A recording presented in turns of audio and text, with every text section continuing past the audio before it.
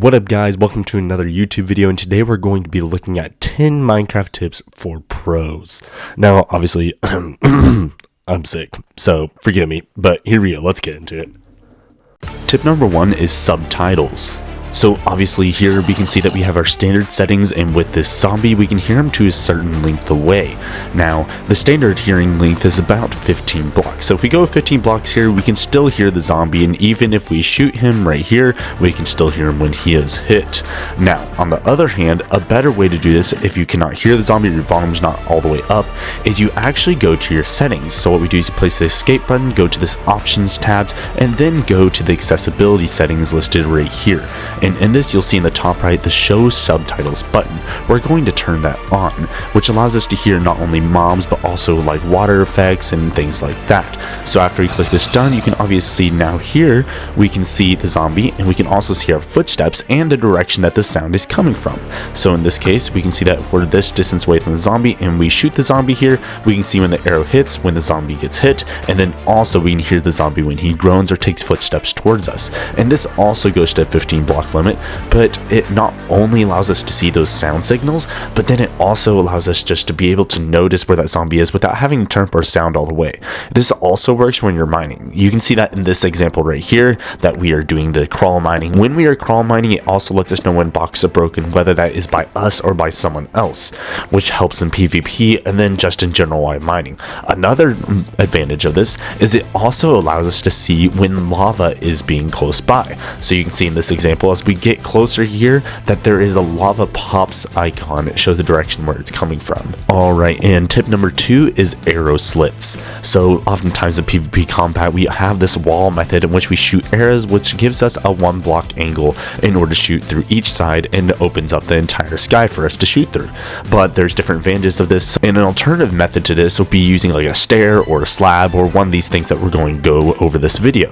This allows us to not be as open to our enemies as this angle. So this essentially halves it, where we can still view through the same side angle and have that half block viewing angle from the sky view. Most people approach from that front view, so you'd be able to hit them better. And obviously, as you can see, it also makes it where less of us is visible, as we would be squatting down most of the time when we shoot, and then also it would just make it where they would have to shoot towards a specific spot rather than this full block angle that's available to us right here, as you can see. Now another solution would be putting the stairs right here, which gives us only a fourth of the viewing angle and allows us to see a fourth from the side view or half from the side view, and then a whole half off on the top view, which I like this one the most, although it does remove a lot of your viewing angle. And then it also makes it where only your head will be able to be shot, and if you have repeated of these inside of a wall, then it'll be hard for you to track the player due to the small areas you have to aim at, and not only have good arching skills but also just have that tiny viewing area you'd be able to shoot through. Now another solution would be putting these stairs in sort of a pattern like this. I didn't need to place that first one there, but it's fine. And after you place a couple of cobblestone blocks and then just put those stairs front to front, then you'd have a viewing angle like this, which you can shoot out of, and then you can also squat below where people cannot shoot you. And then alternatives, you can also squat down and then jump and make it where people can't shoot you.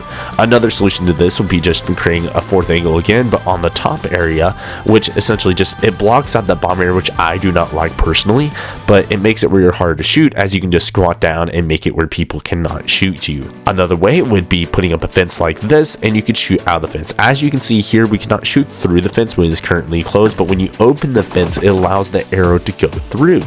So if we put up this fence gate and we try to shoot through it, no matter where we shoot through, it will not go through the fence as long as it's closed, making it a very defensive method where people cannot shoot us while we are looking through the fence, giving you the element of surprise and then also giving you the perfect timing for your shots. So instead of shooting through the fence, you can open the fence for each shot that you do. So if you look off to the side and shoot, you can shoot through that fence, and then eventually this becomes such an effective combat method that after you got used to this method of shooting outside the fence, you can close the fence right after after you shoot. So if we do it right here and we just open the fence and then aim and then shoot, we can close the fence right after we shoot. And once this is done well enough, we can do it quite fluidly, which you can see in this example. I'm not very good at it right now. I just tried it out, but you know, you can get pretty good at it eventually. And I think it's very good because then the people that you're fighting against won't be able to shoot you. And then another solution to building and making your builds worth better is to actually use a sign. Signs can be shot through completely, as you can see in this example. But the issue with signs is you actually, just like the fence, you want to look away from them before shooting. Otherwise, you'll get stuck on that text box that pops up, and that's very annoying in the middle of a fight. But overall, it just helps just because you can see through the sign, as you can see in this example. So again, once you're looking at the sign, you have to look off of the sign and then fire again. This would help just in general because they won't be able to see certain parts of your body, and then some people don't know about you can shoot through the sign. So you just keep shooting through the sign, be wondering where those shots are coming from, which I think is pretty awesome in my opinion. Another solution would be using like the flower pot. As you can see here, it only removes a certain part of your body off, but it still gives you that good viewing angle from the 1 block area. So as you can see right here, if we squat down, we can almost have our entire body blocked by the pot, and the pot is indestructible. So no matter how many times they can shoot that, it will not be destroyed, much like the fence and the sign, of course. And another area would be the decorate pot. Now the decorate pot only gives you a 1 pixel length to view, so I wouldn't recommend this in combat at all because it's really hard to shoot through. And then even when you can shoot through it, you only got that 1 pixel angle in order to shoot at it, so it's not very effective. And you might have the risk of like putting your arrows in the pot like we just did right here, and then even shooting the pot because it's just 1 shot to kill, which is pretty bad. Now our next method is going to be like this stair method right here, which will actually be at a lower angle than most people, which I think this one's my favorite, just because you dig 1 block below the viewing angle, which is right here, and then you still have that half block method of viewing, but you can kind of view it through like a higher angle just because you're on the ground further. And then each time you fire, you can squat down and make it where people can't shoot you while being able to still shoot through this area. So as you can see here, if we squat down, that they might be able to see like the tip of our head, but if we look completely upwards, then they cannot shoot us whatsoever. So squatting down right here, you know that we have that 1 pixel length where they can see us, but if we bend our head upwards, they cannot see us at all. Which this I think is actually the best method of shooting apart from maybe the fence. Our next tip will be about flower petals. Now flower petals can be used as bone meal, and you can harvest these 1 at a time, but it tends to be a little bit advantageous, and you can typically get about 5 of these inside of the blossom biome, and you can contribute to these to make bone meal. But an easier solution would be to just use the water method that we talked about in the past one with the wheat, and we can just collect this right here and then collect all of these flowers, which in that small amount of space still gives us quite a few flowers from that. And with this, we can easily produce over 2 stacks worth of these flowers. And with these, we can keep on combining them right here inside of this composter. And each time it becomes where we can harvest it, we'll get a bone meal out of that. Now, that takes about like 15 out, I guess, of these flowers. And like, again, just to illustrate this example, if we put 5 of these flowers like in this square pattern and then put the water in the center, we'll be able to harvest it like here. So just water, and then boom, we got it. And then we can harvest all those again, and it still gives you like the even amount of stacks that you harvested. So it's like a 1-to-1 ratio, while wheat is like, you know, it's not as beneficial as I showed in the last video. So you just put all these inside the composter, and then boom, you got bone meal, and you just keep getting bone meal, keep getting bone meal. And since these are so easy to harvest and to get, then it is worth your time, especially the value of bone meal. Now there's other ways to get bone meal more, like you could see in my last video of like the bone blocks within the Soul Sand Valley, and there's other ways to get bone meal, but this is one of the cheaper ways and one of the easier ways if you're just starting off the game and you don't want to die in the nether, if you know what I mean, because I've done that so many times. So in this example, we can easily produce about 8 bone meal for that entire stack or 5x5 area. and not too bad, but still not the best. Now our next tip is going to be snow harvesting, or just a snow farm in general, cheap snow farm. So I'm in here in creative to illustrate, and then I'll switch to survival. But basically what you do is you set down like a platform, simple dirt platform, one of the biomes. It's not like the sand biome or anywhere else that'll kill the snow golem that we place, and then you create a 4x4 basically around it, or a ring around the snow box. Place down the 2 snow box, and then the right here we place our carved pumpkin, and that makes our snow golem. And obviously on the snow golem down here you'll see there's a patch of snow. Now if we change our game mode right here to survival and use a shovel, which is very important because you can't do it without a shovel, and you just keep harvesting the snow, and you can do it instantaneously. So that's a lot of snowballs. You say, what's the purpose of snowballs? Well, snowballs kind of help you make snow buckets, which in turn in the nether you can use them because like water evaporates and snow doesn't. And it's basically like your own portable water bucket, which you can press like the shift button, you know, and use it that way. And they're super useful. I mean, you can do damage, you can knock back. I mean, damage isn't that great, but you can do a lot of knockback with these and create your own snow blocks and different things like that, and just delete this snowman right here with these. Get him. But anyways, our next tip right here is going to be setting a rail ring, basically a rail wall. And these rail walls, basically it will keep out any mob outside of them, as long as the mobs don't like push each other too much, which yeah, we don't want to push them too much. But yeah, you place all these inside ring around you, and you can just place all these mobs outside of us, which we'll do here in survival, so they kind of advance towards me. If we place one right here, you can see that he cannot make it inside the rail ring, even though he's going to try to heal us as much as possible. And we can hit him and they can't hit us, and you spawn enough here and they can place it. Now next tip is going to be moss blocks. So moss blocks you can use bone meal on, and you can spread them pretty easily, as you can see in this example, and we can completely terraform this cave, which we can spawn trees, and then we can also get these moss blocks from them, which is a very good in turn, and just have like an ultimate like infinite moss farm and terraforming way, which can give you grass seeds, and then you can also get a lot of wood from it, which I think is worth it. So if we have a 5x5 structure right here, we can obviously get the moss block and see how far it spreads, and it basically covers the entirety of the 5x5 structure. And with each of these moss blocks, we can bone meal them also and spread them around along with these little hedges that are here. And with these hedges, or like tree saplings, I guess you could call them a little bit, you can also bone meal these enough times and you can make a tree out of them.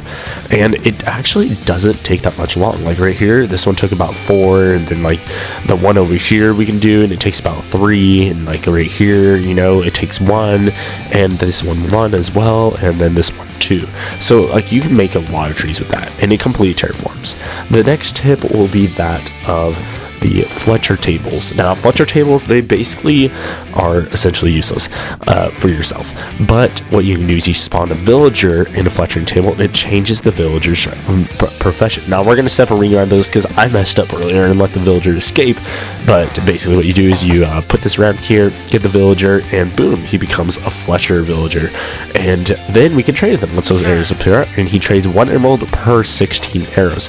So we got like 64 emeralds right here, so that gives us a lot of arrows until his trades are knocked out, but still like basically unlimited arrows, especially for the amount of trades that you can perform with this. Makes it really OP. So right here, boom, look at that, 5 stacks of arrows, 6 stacks of arrows. I mean, very much worth it, and it gives you unlimited ammo. The next tip is going to be a glow lichen. So not a lot of people know about glow lichen, but you can use shears and harvest them, and what I like to use it most for is stopping the flow of lava or water. Like if you're trying to get through a cave, it's really annoying. So right here we have this lava flowing, and we can pretty much place it anywhere in this lava and it will stop the flow of lava. Pretty neat, and it's a temporary solution for the water, and it can also work for like basically architecture, or if you're trying to do something, but after a while it will burn those glow lichen. Now I don't really know how long it takes for it to burn. Most times it's kind of like arbitrary. So like right here, it burned those pretty quickly, but like the ones beside it, it took a very long time. And I actually never found them to burn, even waiting here for like 5 minutes next to this thing, which I'm not going to bore you including in this video, but you get the point. So that's basically the next step, and you can just use it a lot for just escaping through lava and just using it to part lava instead of having to place the blocks down and waste those precious blocks. Now, our next tip is going to be that of the F3 plus A button, which reloads all the chunks in the worlds, which this will help you see through the world, as you can see in this example, which not only allows to see entities and lava that's nearby, but it just really helps when you're trying to cheat and hide and seek, if you know what I mean. So it's basically English. Okay, it's basically good. It's good. You can try it out sometime. I like to use it as like a 3 view. Alright, and then the next tip that we're going to look over is that of scaffolding, or we'll just call it bamboo combat. So obviously you can place blocks on each other like this, or you can place scaffolding which goes beyond your reach. So as we can place it right here in the central direction, you can see that it continuously places upwards, and no matter where we look up, as long as we can reach it, it will keep on placing right here and go up and up, as you can see. And that's why scaffolding's awesome, man. So usually with oak wood, we can tower up right here. So in this 10 seconds, we can tower up nearly 15 blocks high. I stopped early because I was counting my head, not counting out loud, and it's just like, it's about 15. And if you do the same with scaffolding, it basically doubles that distance, which you can see right here. So it's about 30, even more than 30, if we do the scaffolding like this with unlimited reach distance. So obviously much more higher reach than that of the oak wood. And the same can be said through the combat methods. You can shoot through scaffolding, but not into it. So right here, you can stand anywhere inside of the scaffolding and you can shoot outside of it, making where no one can shoot you while you're inside of the scaffolding. Which I don't know the implications with this in the nether, like, you know, with gas or something, like shooting that and making it blow up, but I'm sure they can't shoot through it. As you can see, we can't even shoot through the side of it right here, which alternatively also offers a side of defense as well for you. And it's really neat and very useful in my opinion. The bad thing about scaffolding is it destroys in one hit. Look at that. The whole entire thing destroys in one hit, and it's instantaneous right here. Now, if the creative example doesn't really help, you know, I'll just change my game mode to survival right here, and just, if you're in survival, it's also instantaneous. Like, look at this. That's bad. But like, it can still help if no one can reach it, and you just as long as you have a support block, it won't destroy.